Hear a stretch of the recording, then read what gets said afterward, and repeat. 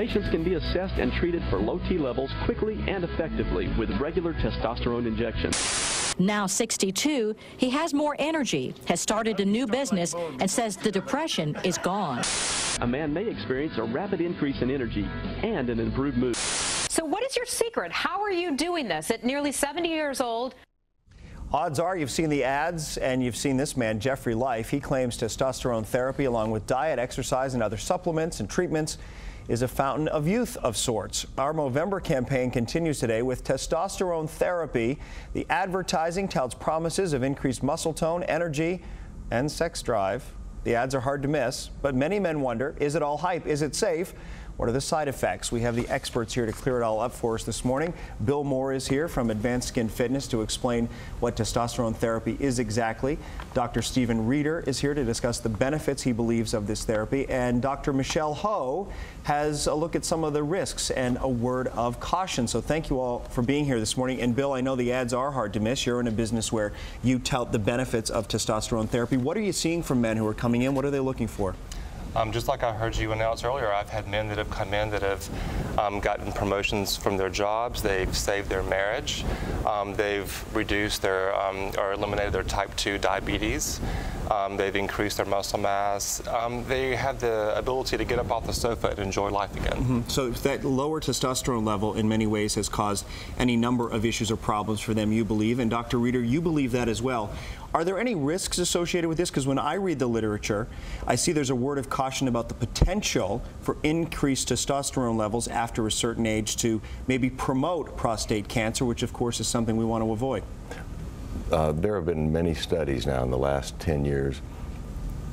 All of them have shown that there doesn't seem to be a link between taking testosterone therapy and prostate cancer. And in fact, you had said to me in preparing for this bill that you believe some of the newer research may show just the opposite, that when we're younger and our testosterone levels are higher, we have a lower risk of prostate cancer, and then it would make sense that if we increase our testosterone later in life, we might also diminish the risks? Well, there's been lots of studies that have been published, as he said recently, and earlier studies that were taught in medical schools for 70 years were done in a study that was published in 1940, I believe. And when they went back and looked at the research, they found out that there was only one patient that had actually been reported on in that study. And now that they've looked at testosterone, we found that it is very protective. People who have been on testosterone therapy seem to have a lower risk of prostate cancer. They seem to die less from a malignancy. They seem to have a less chance of a cardiac event. There's many reasons to be on testosterone therapy. So Dr. Ho, those who are proponents of this make it sound really good. The anecdotal evidence seems to support. I mean, you can't deny men who say they feel better, men who lose weight, who see their cholesterol levels go down. So what are the risks here? What are you most concerned about when you see advertisements like that on TV? Well, since we don't really have evidence as far as long-term risk, we don't know, 10, 20 years from now what's going to happen, but we can look kind of in the shorter term. The more obvious side effects that some men, while they may feel great in some ways, we don't really know about prostate cancer risk. We do know that there's upwards of almost 12% risk of prostate enlargement. And then there's other side effects, just the cosmetic kinds of things, whether it's acne, some swelling. Some men can develop gynecomastia, which is breast enlargement. There's psychological things. Sometimes there's aggression that can also So you're not against it entirely, but at the same time, it sounds like you approach it more cautiously. If you have a male patient come to you and he wants testosterone replacement therapy and his test shows levels are low, how do you handle it?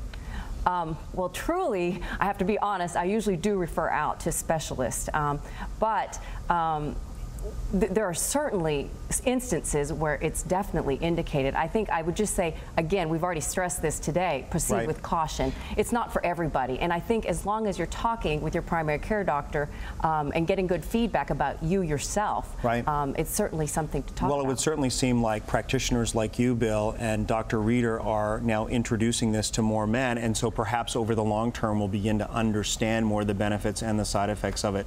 So we'll continue the conversation with this as well, and we'll put more information to Advanced Skin Fitness on our website. Dr. Michelle Ho as well. Dr. Reeder, thank you. We appreciate it. And you can go to our website, WFAA.com, for more information.